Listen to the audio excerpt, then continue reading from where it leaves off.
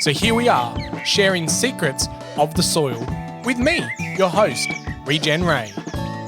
Hello, soil lovers, and welcome to another episode of Secrets of the Soil. I'm really excited today because our guest has been someone who has been in the soil space for a very long time and hung out with Helen and Hugo from Farming Secrets. And so welcome to our podcast, Mary Cole. Thank you. Good morning. Well, it's good morning here anyway. It is. Yes.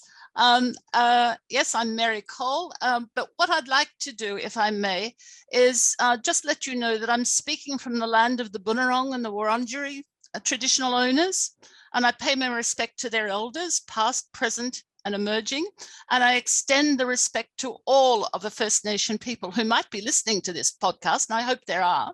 Yeah. I also acknowledge their continuing connection to the land and the water, and thank them for protecting this region and its ecosystems since time immemorial.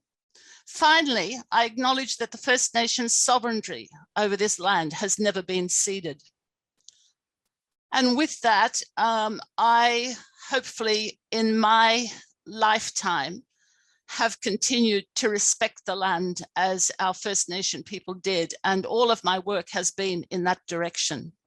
Beautiful. I love that. And our podcast does acknowledge the first landowners in our intro, and I thank you for also that extended version, because I think it is definitely something that is more top of mind and very topical, and they are very connected. A shout out to my great friends from Yarn Australia, because I did a program to try and bridge that gap between what I failed to learn in school and what organizations are putting together. Yes. So it is definitely about going out there and learning and being a lot more connected, and the way that they observe the land and hear the noises and be very respectful is absolutely an art, and and it's just beautiful to get more aligned to. So thank you for that. For those who aren't aware of yourself, I know I've watched many videos from the past and workshops that we've recorded, and your face has come up and you've helped people with microscopes and all things. Tell the soil lovers who are listening just a little bit about you and your experience and your love for soil. Well, I guess it's interesting you're talking about Colin Sykes and his grandmother. I guess my family, my origin is German and Danish. And my grandmother had 8 cows in far north Queensland, and she earned a living from that. My dad then was on the land, and then when he grew up, got married, etc., always he had a vegetable garden that was about half an acre of veggies. And so we grew up as children with the vegetables growing. And do you remember, some of you will remember in the old days, our grandparents had their little barrel with cow pats in it, and they'd fill it up with water, and they had a can, and the cow manure would then become very stinky, but it would be put into a watering bucket, and it watered the plants. And that was the way we grew up. That was the fertilization that my dad used. I never ever remembered any synthetic material going on to his veggie garden. And so we grew up as children, just pulling the veggies out of the ground, wiping them on our nice clean clothes, much to our mother's disgust, and then eating them. And so I was raised in a situation where vegetables were so important, and the way they were grown was so important. And my dad had, his very best friend was an old elder. And the old man would come up to my dad, and they'd work in the vegetable garden. And that association of being able to bring our First Nation through my father's friendship, and then my introduction through the two of them to the land, I always wanted to protect the land because I saw how it was being protected by the First Nation people. Then I came to Melbourne, mainly for health reasons. I was an asthmatic up in far north Queensland. So I came south, and my whole career then through my university at Monash, my PhD at Monash, was looking at soil, how to manage diseases in a non-chemical way. And then, so my academic life, and then I started AgPath in 1980. And again, we have our whole, if you have a look at our website, you'll see our mission is to introduce farmers to a way of basically farming the soil. You don't have to worry about what you grow. If you farm the soil, and if you respect the soil and you farm the microbes that nature's had there for billions of years, then whatever you grow above the ground is going to grow very well. And that's the attitude that we have. And so what we do is we run workshops and we show people how to make compost, but we also have a full day of using a microscope, as you mentioned. So we show people how to use the microscope, and then we show them the various microbes that they're likely to see in soil or compost tea.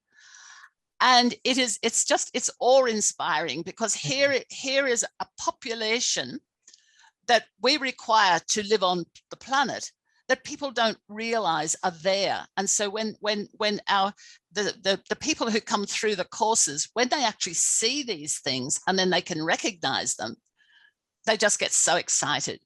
And then the whole thing of what they're trying to do, okay, I want to farm organically, I want to farm biologically, but when they actually see the microbes, it comes inside, it becomes a heartfelt thing. Yep. And that's so exciting. And that's what I try to do. Yeah, absolutely. I can definitely relate to that. And I haven't got a microscope myself yet, but it is on the list. And I've sat down with some people who showed me, even over Zoom calls now, you know, the microscopes plug into the cameras and you can see life. And it is it's so different. And that was one of the reasons of starting this podcast, was to give our voice, the soil, a voice, you know, and share those secrets that out of sight, out of mind for way too long. And I went, enough is enough. We need to start making soil and the life that's in it mainstream, and the common knowledge that everyone looks at soil as a living organism. Absolutely. You know? Well, we're here. Everything that is above the ground is only here because of the microbes that are the populations that are in the soil. And people have to realize that we can't keep destroying the soil, because there will be no life on Earth. Yep, absolutely. And, you know, and it's working together. It's not one or the other. It's like we are so connected. We just don't see those lines, and yes. Shedding light on that is awesome. You've been in this space for a while, and you've obviously seen it change. How different is it now in 2021 as opposed to it was when you were doing your studies and moving to Melbourne? Have you seen us advance, or are we still stuck? Yes, no, there is. When I started about 40 years ago, I was told by farmers that the only good place for me was a hole in the ground, and that what I was trying to tell them was rubbish, it was snake oil, and how dare I? Wow. The only real biological at that time was dipel, the Bacillus thuringiensis, that was used to kill the Heliothis. Mainly, it was produced mainly, or used mainly in Australia, to kill the Heliothis that got into the plantation trees along the highways. But that was basically all there was. But what I did have through my PhD time, and I'm talking, you know, probably before you were on the planet, but I had three mentors. One was a lady, and two were two gentlemen, scientists from Melbourne University. And they were the most wonderful people. And they said, Mary, just keep going. What you're wanting to do is correct. The world needs people like you. Keep going at what you're doing. And so over time, there has been a recognition. There's been a recognition with farmers. And what's really interesting, I've had farmers in their 60s and 70s come to me and say, Mary, please, will you test my soil? Will you tell me how to reduce the chemical input? And I said, yeah, absolutely. But I said, why have you come to me now? And you know what they've said? They said, we've got grandchildren.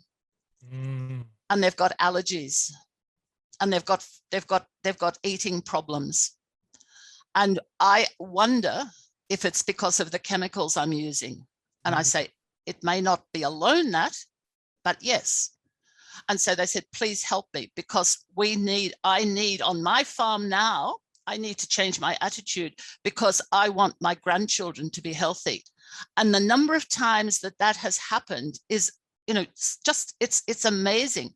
And so now there's a lot more recognition by younger people. What I do find is it's not well taught in the universities.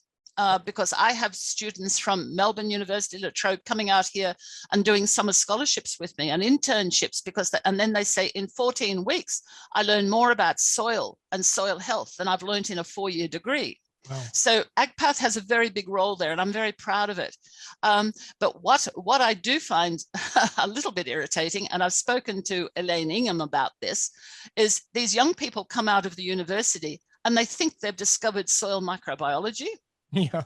They forget there's people like us who have been working in this field for 40 years, and that their little bit of knowledge is not new.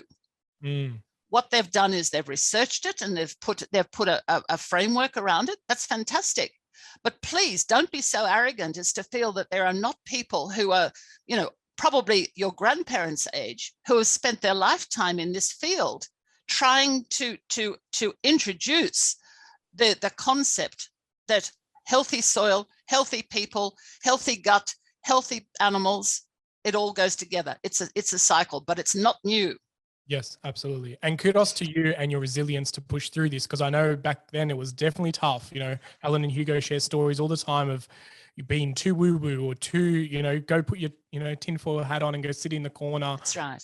And no one was ready. And now it's like breakthroughs in this, and everyone's like, told you 10, 15 years ago. And that's right. I can understand the frustration of like, why has it taken so long? And I watch content that was recorded 5 years or 15 years ago, and it's the same. The conversation is the same, but all of a sudden they receive, people are more open to receive it. And I think, thank goodness, finally, because I'd hate to have seen what happens if we just kept, on that same narrative. So kudos for your resilience. Yes. And I think the young people, if there's any young people listening to this, I think they have to realize that what they're researching is not new. What they're researching is what we've been talking about for many, many years. And when I talk to my growers and anyone who comes to listen, I say, what I'm trying to do and what I'm trying to have you do is what our great grandparents did. Yep. All we're doing today is putting a little bit of science around it and putting it into context. It's not new. So please don't think anything that we're discovering today is new. Yep. It's we're putting a science around what Mother Earth's been doing for several billion years. Yep. And I grew up in an Italian veggie patch environment. So that whole manure experience, it wasn't cow pats. It was probably more chicken manure. Yes. Sitting in a bucket, smelling. Yes. Spin it around, you throw it around. That's right. And life comes from it. And I just didn't know any other way, that whole, we coined that now like retro suburbia, growing up in suburbs, but with a veggie patch. And I made a video recently where it was like no lawns, just veggie patch. And that's the childhood that I had. There was no grass. Yes. Yes. Well, you can't eat grass. Yes. Yes. Love that. So I guess at the moment we've had this soil science catch up, and some people are still waiting for the science to prove whether this works. But everyone who goes on the paddock can see, smell, taste, touch that this is actually working. And we've seen this new buzzword regenerative kind of emerge. What's your meaning on regenerative? I know this space doesn't really want to define it, and I think there's beautifulness of that. We don't need to define it, but what does it mean to you? Well, it's the current description of caring for soil, caring for country. Yep. I mean, let's go back to our First Nation people. They had regenerative agriculture. It was called caring for country. And as far as I'm concerned, anything that one does on the land that doesn't have an outcome that's caring for country is not good. And so call it regenerative, call it organic, call it biological, I don't care what it's called. What it is, it's caring for country. Yep. And so my definition is that, caring for country.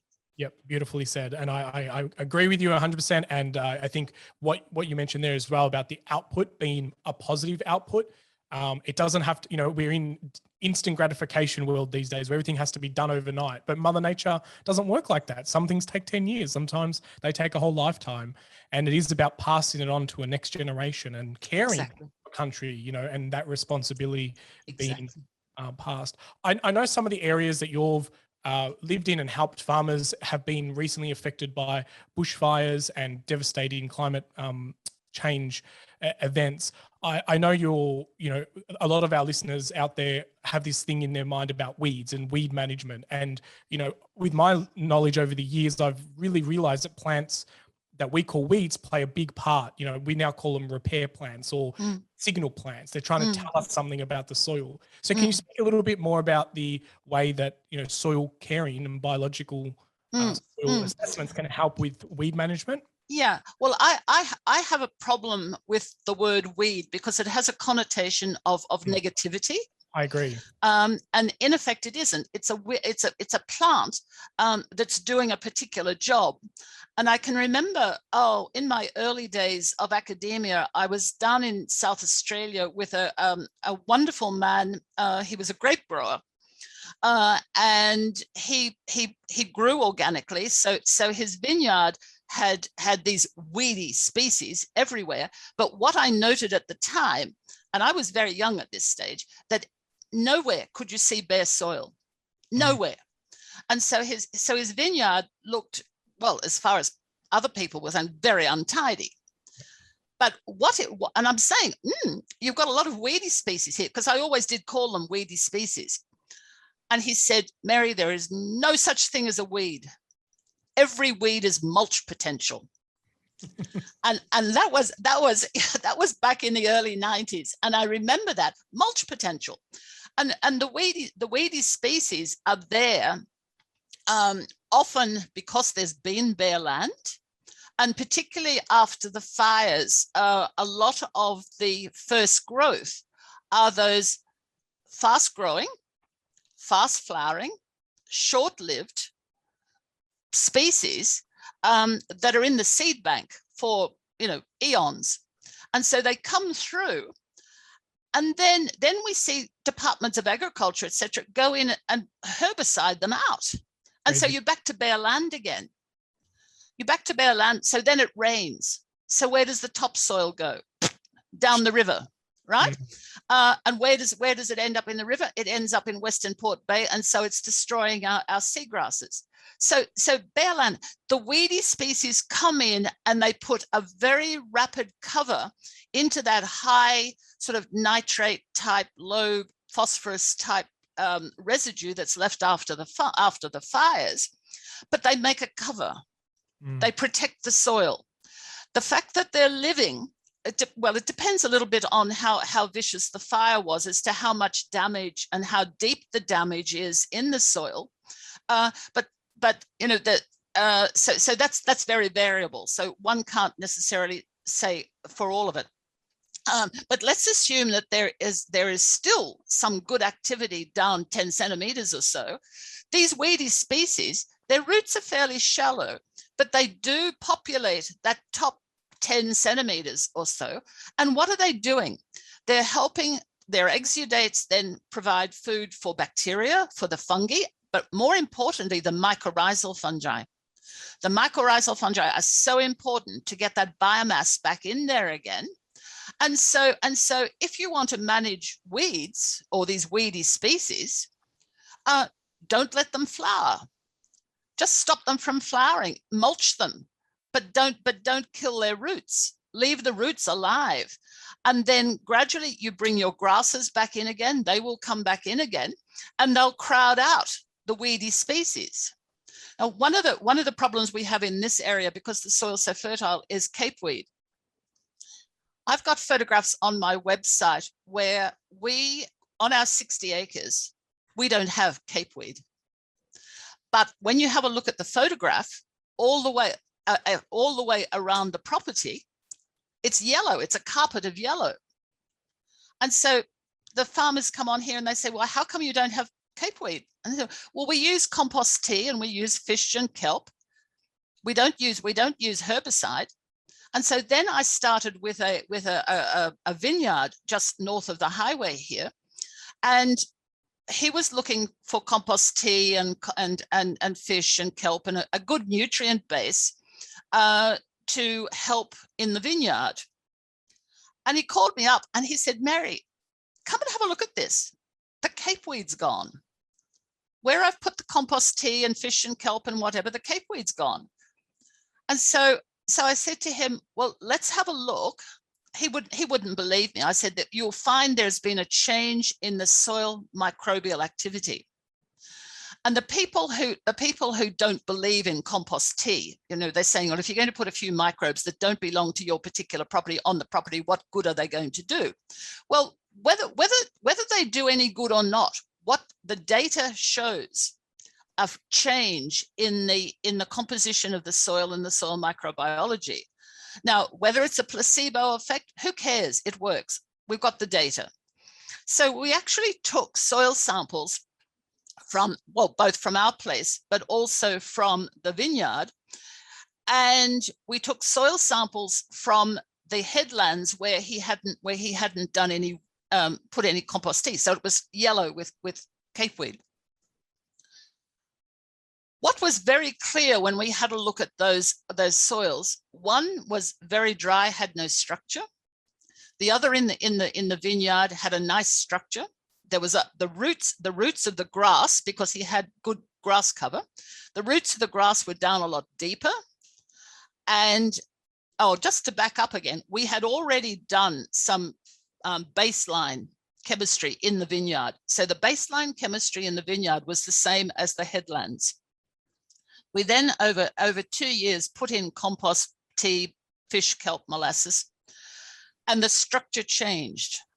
Now, in the soil with the capeweed, there was a very high active microbial population, low fungal active population. There was high ciliates, which means there was a certain amount of anaerobic or compaction going on, which there was. And then the good protozoa and the actual ability to produce good plant available nitrogen was very low in the capeweed soils. The other thing that was interesting was the mycorrhizal fungal infestation in the roots was quite low. It was about 5 or 6%.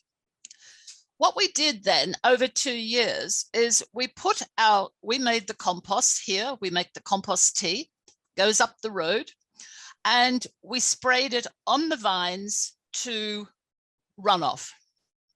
So it went onto the soil. We do the same here with the pasture. We do it 5 or 6 times a year.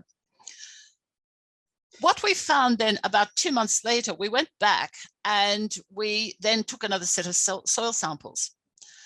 And what had shown in the soils where the compost tea and fish and kelp and molasses had been sprayed, the active bacterial pool went down. The active fungal pool came up. The ciliates, which show anaerobic or reduced oxygen, went down. The other protozoa went up. And the mycorrhizal fungi went from 5% to something like 22%. Wow. The other thing that happened there, you could see a difference in the color of the grass that was in the midrow. Same thing with our pastures. Our pastures are vibrant green. We're surrounded by yellowy, pale looking. The other thing was the actual winemaker or the viticulturist. He said at the end of the season, he said, Mary, I had 3 weeks more photosynthetic leaves on the vines than all of the vineyards in the area. Wow. Now, what does that mean from a grape growing point of view? What that means is you've got 3 more weeks. Once you take the fruit off, the carbohydrate sink is in the fruit. Once you take the fruit off, the vine's starting to go into senescence. So the carbohydrate sink becomes the roots.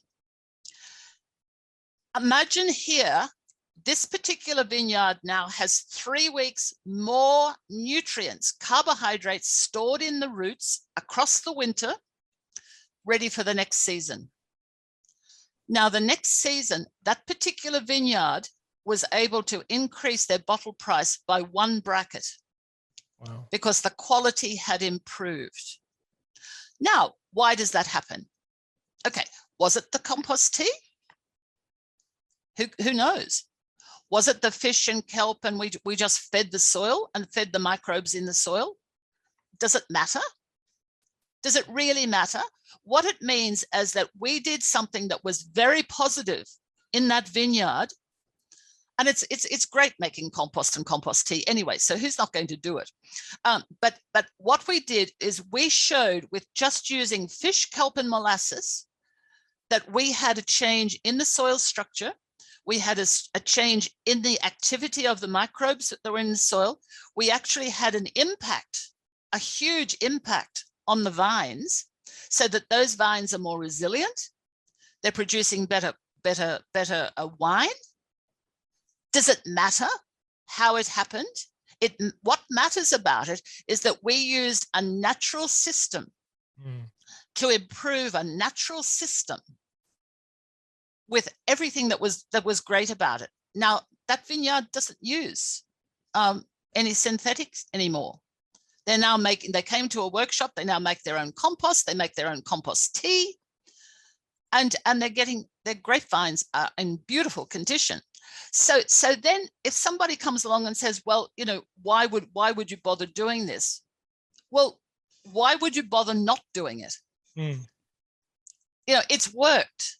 If we're going to drill down and find out exactly why it worked, well, then we could maybe do the research, but that all costs money. And the farmers are not necessarily interested in that. They want results. Once they see results, they don't necessarily want to know exactly why the result is occurring. Yep. But then if we come back to our farm here, we do the same thing. We're growing mixed species pasture. And that's important. You must have mixed species because cattle don't eat grass alone. They must have their medicinal plants.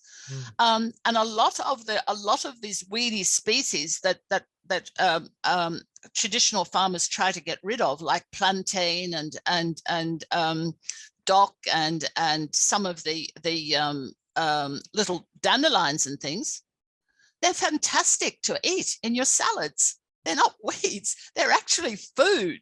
Yep.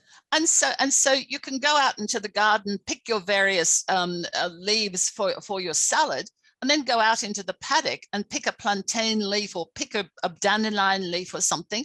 And you know, because it's had no toxic chemicals on it, it's perfectly good to eat.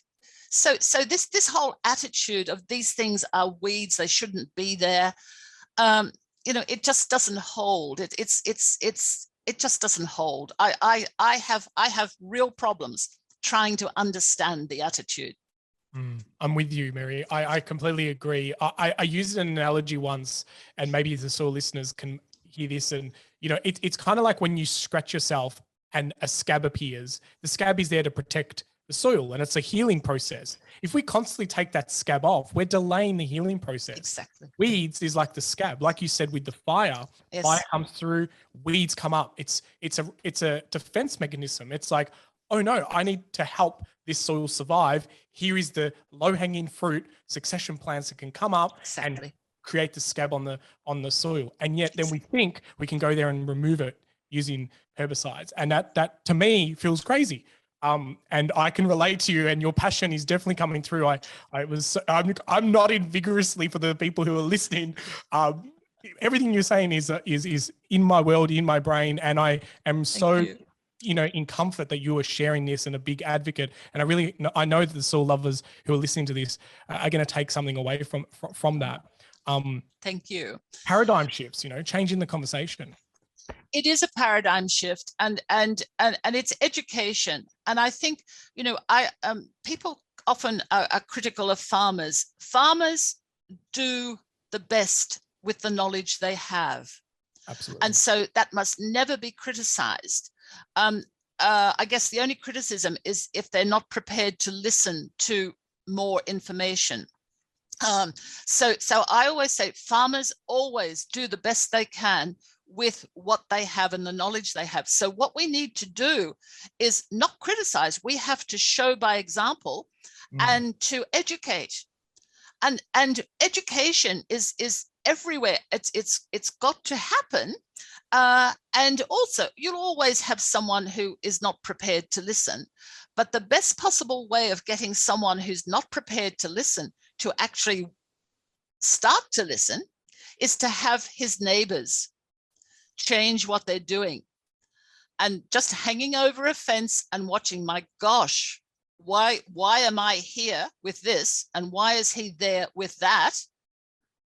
It looks so much better than what I've got. Maybe I need to go and have a conversation.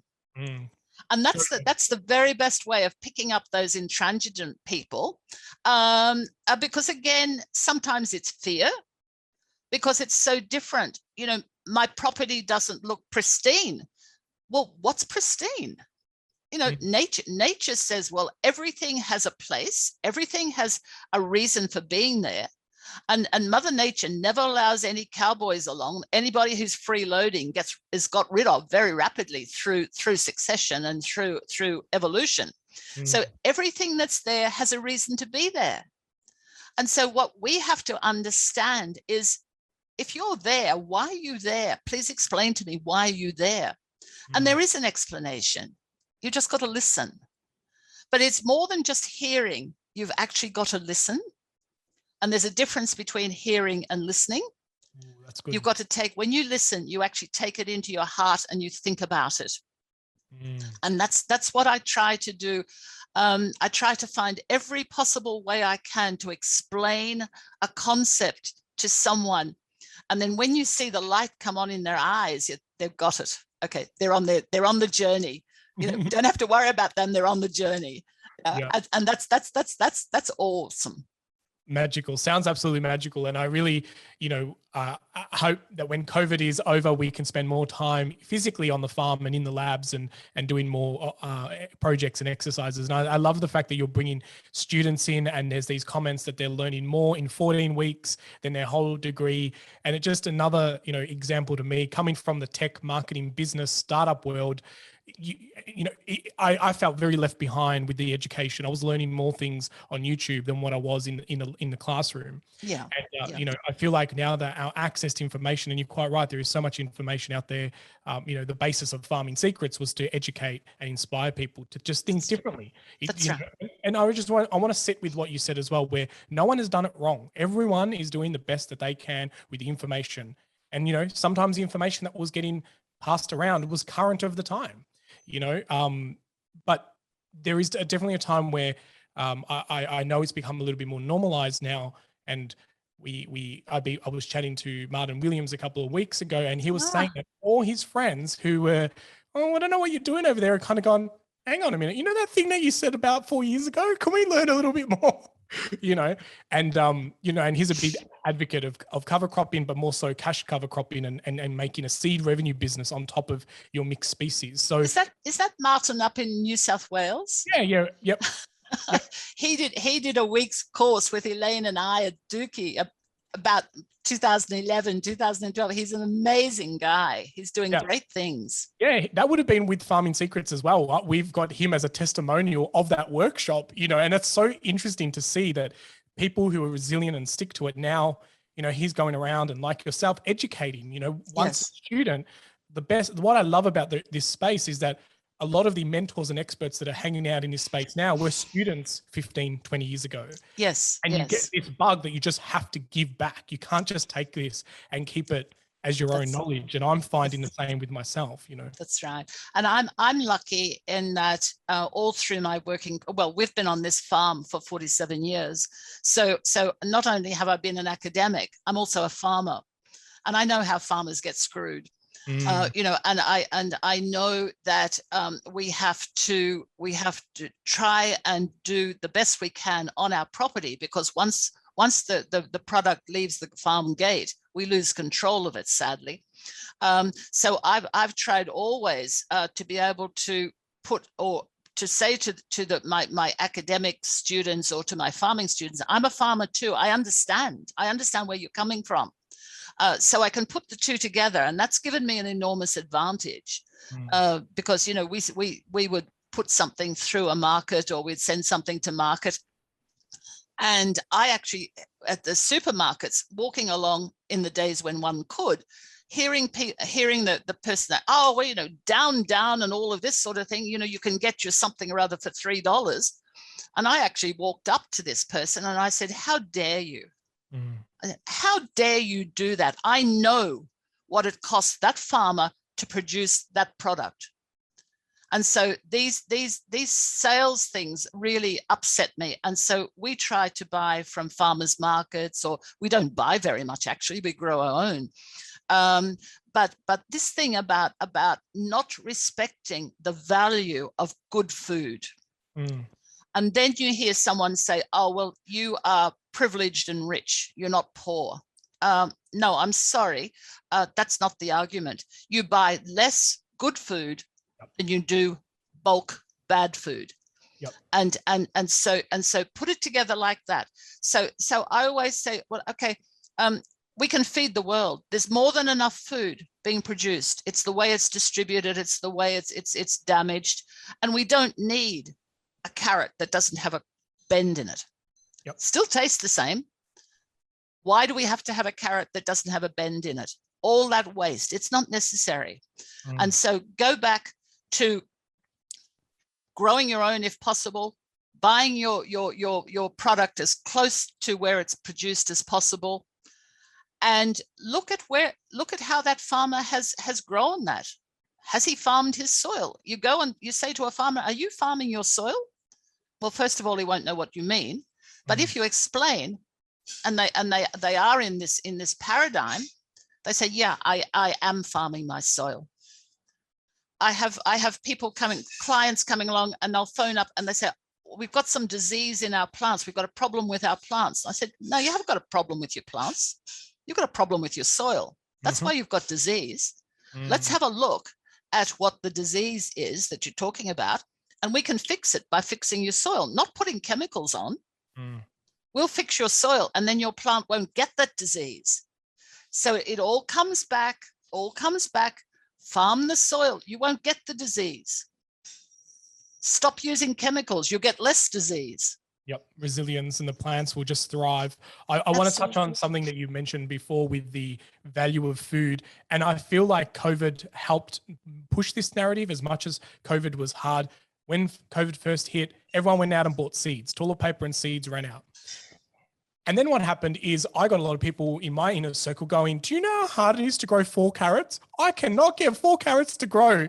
Why are they only $1 for a bag of, a kilo? And so I think people failing, I think people failing at growing their own food in their own backyard has helped identify how damn hard this is. Yes. And paying cents to $1 to get this produce packed and distributed across the country is absolutely crazy. That's right.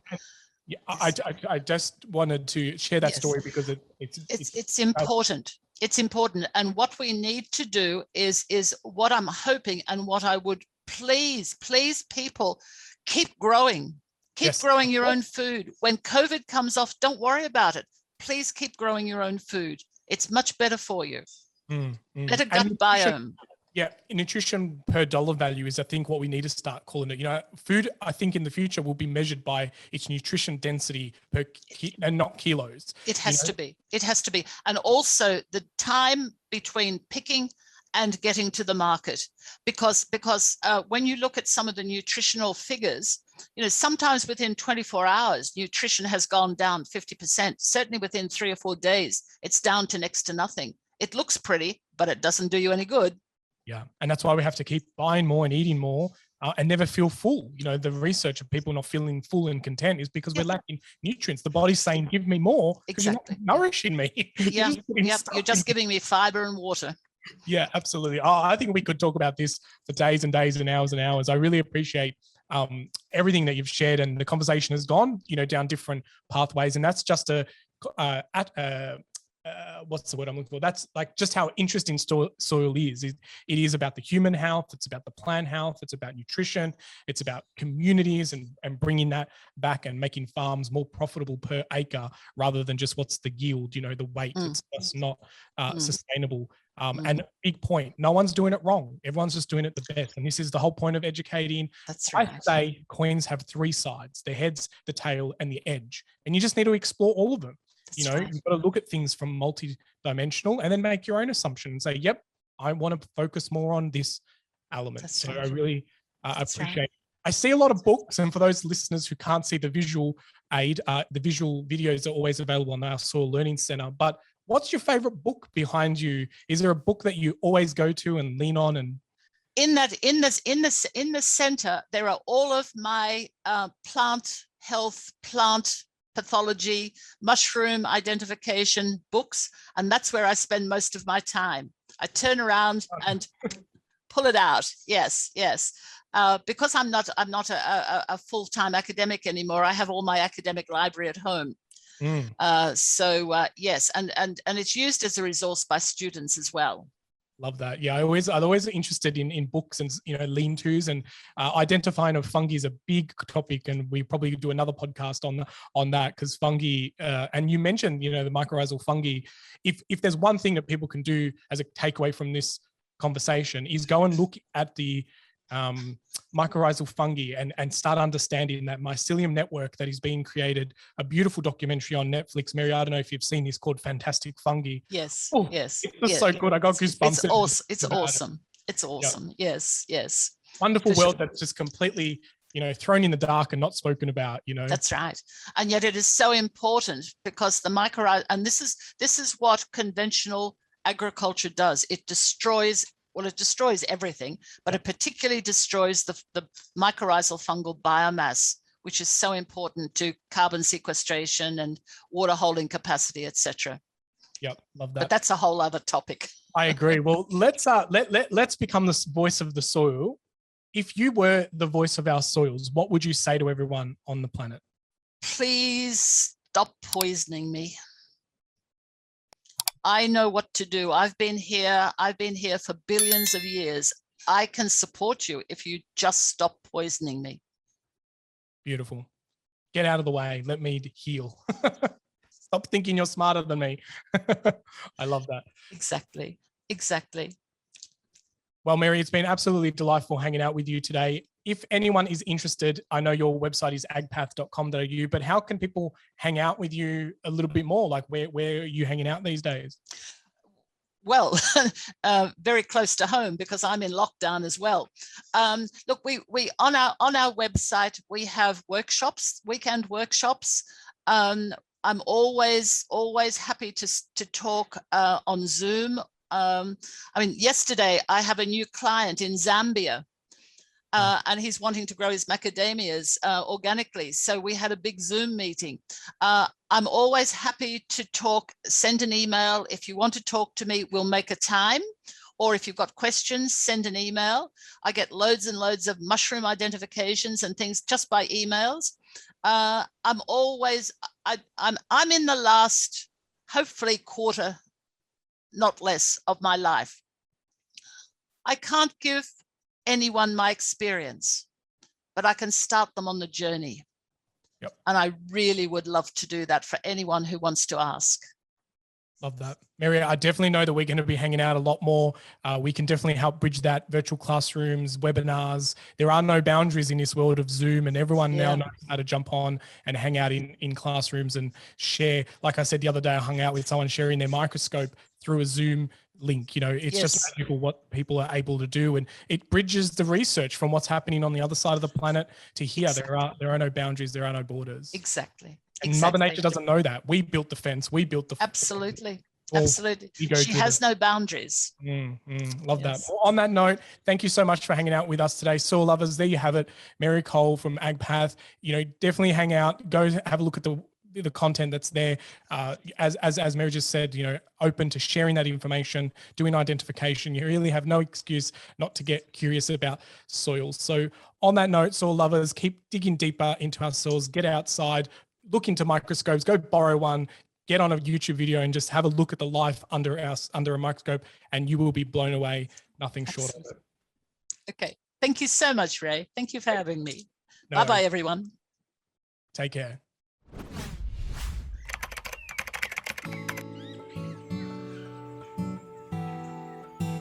Well, soil lovers, that's enough secrets for one episode. I really hope that you enjoyed all the secrets shared during this conversation. But hey, let's not keep it a secret. please share this podcast around and make sure that you like it and leave us a review, because that really helps spread the secrets of the soil. Until next time, remember, get outside, get your hands dirty, and keep digging deeper into your soils.